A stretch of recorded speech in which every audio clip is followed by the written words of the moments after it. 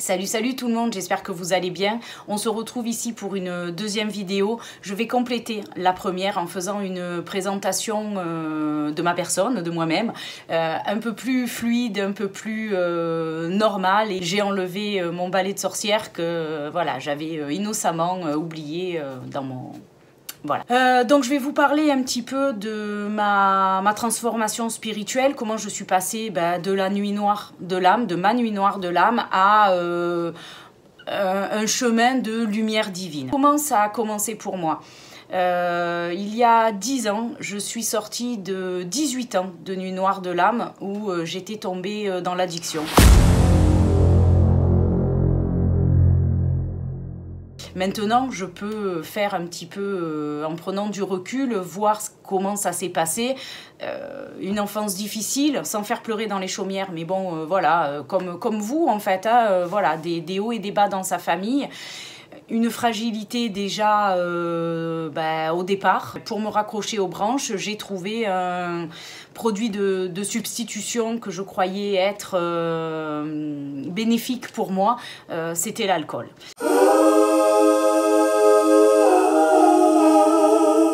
L'appel de l'invisible, c'est-à-dire que j'ai vraiment senti en moi comme une décharge électrique et comme si quelqu'un tirait la sonnette d'alarme vraiment au niveau de mon plexus. D'ailleurs, j'ai écrit un bouquin de mon histoire, alors pas pour devenir une star particulièrement, mais déjà pour moi, pour pouvoir me rappeler cette période et cette renaissance, mais aussi pour en faire profiter aux personnes qui tombent dans les addictions et surtout qui ne voient plus d'espoir à la sortie de tout ça. Et ce livre, donc tiré sur la corde par rapport à ce qui m'est arrivé ce jour-là, pour leur dire en fait que non, en fait il y a toujours une issue, il y a toujours un espoir et il faut s'accrocher à cette corde qu'on vous tend et remonter à la surface pour pouvoir s'en sortir.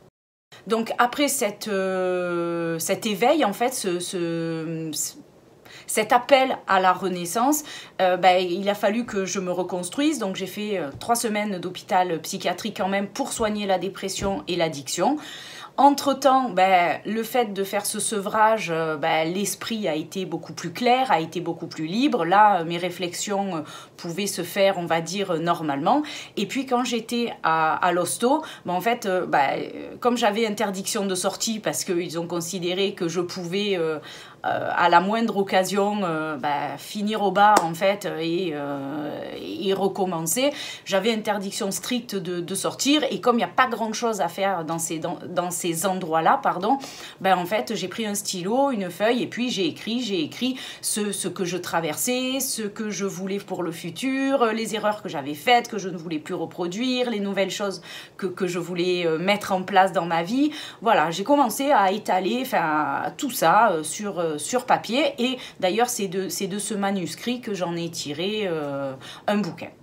Alors comme du coup mes idées étaient claires et que j'étais libérée de cette emprise, la première étape ça a été de reconnecter avec mon enfant intérieur. Alors on m'en avait parlé avant, je comprenais absolument pas le principe, mais une fois sevré, en fait ça s'est mis en place de suite comme si j'avais reçu un téléchargement divin de cette information. Et là je me suis sentie enfin pleine, entière, alignée, marchant vraiment avec moi-même parce que tout ce temps de nuit noire de l'âme, en fait, j'avais l'impression, et peut-être que vous vivez ça ou que vous avez vécu ce sentiment, j'avais vraiment l'impression de marcher à côté de moi. C'est-à-dire qu'il y avait un personnage qui vivait sa vie, qui souffrait, qui faisait ce qu'elle pouvait pour s'en sortir, et une autre réalité vraiment en retrait qui me disait que c'était pas ça du tout que je faisais, que j'étais pas du tout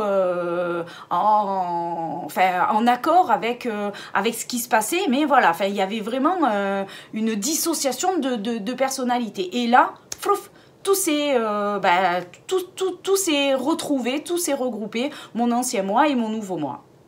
Allez, j'accélère jusqu'en 2020, donc la grippe du pangolin, le confinement, arrêt total de l'activité. Et là, je passe mon temps sur YouTube et je tombe sur une vidéo qui parle de magnétisme et du pendule divinatoire. Et alors là, je trouve ça génial parce que ça m'a toujours attiré ce genre de choses, ce monde invisible. Mais je m'étais toujours dit que c'était pas pour moi, je n'étais pas à la hauteur. Enfin bon, toutes ces croyances erronées que je me traînais encore.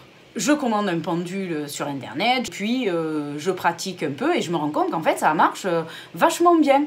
D'ailleurs, je vous ferai une vidéo sur la pratique du pendule, la manière dont je le fais pour mettre toutes les chances de votre côté, de pratiquer en toute sécurité et d'avoir des réponses qui vous conviennent. Comme j'étais encore en train de me reconstruire, je faisais aussi le bilan sur ma vie.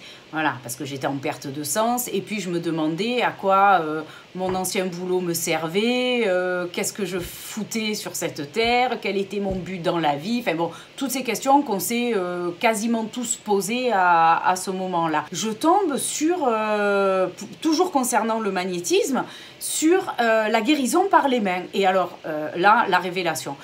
J'ai toujours été, moi, au service des gens, que ce soit dans la petite enfance ou en gériatrie ou en restauration, voilà, derrière un comptoir ou servir en salle. J'aime les gens, mais ça n'avait plus trop de sens. Et là, ce qu'on me proposait dans le magnétisme, c'est-à-dire l'énergétique, la thérapie énergétique, moi, je trouvais ça fabuleux. Donc, formation, parce que ça a été rapide, hein, j'ai pas fait 40 000 formations, j'en ai fait qu'une. J'ai ouvert mon petit cabinet il y a 4 ans et puis lors des rendez-vous en individuel, je peux expliquer à mes consultants leur fonctionnement interne, pourquoi ils n'acceptent pas forcément une situation, pourquoi ils n'arrivent pas à lâcher prise, voilà.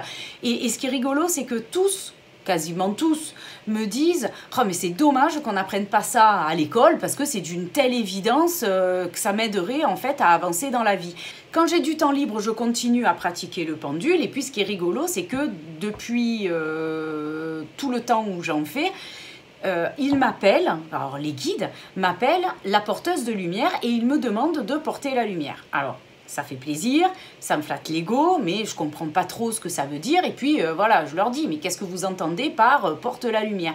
Bien, prie, sois au service des gens, occupe-toi d'eux et porte la lumière. Voilà, démerde-toi avec cette info. Et puis il y a 8 mois à peu près, j'ai reçu mon ordre de mission et j'ai commencé à canaliser. Alors comment ça s'est passé? Ça fait bizarre de raconter ça comme ça, mais j'ai littéralement été guidée jusqu'à ma pièce là où je pratique. Et puis on m'a gentiment intimé l'ordre de prendre un papier, prendre un stylo et puis de noter parce que visiblement on avait un message pour moi.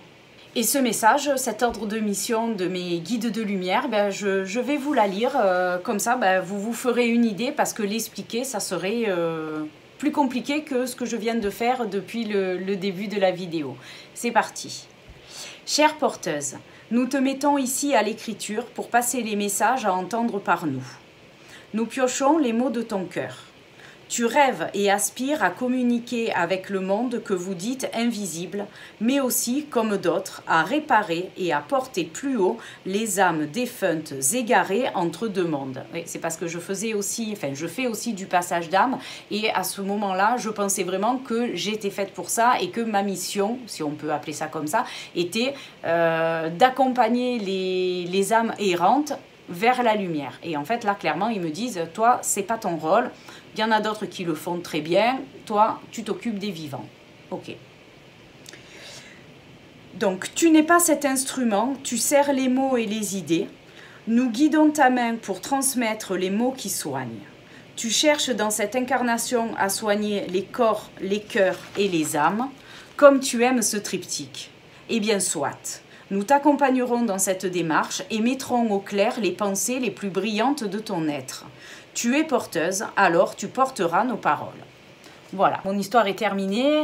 J'espère que vous avez tenu jusqu'à la fin de la vidéo parce que il me semblait essentiel en fait et honnête de vous expliquer un petit peu mon parcours. Prenez soin de vous et à bientôt.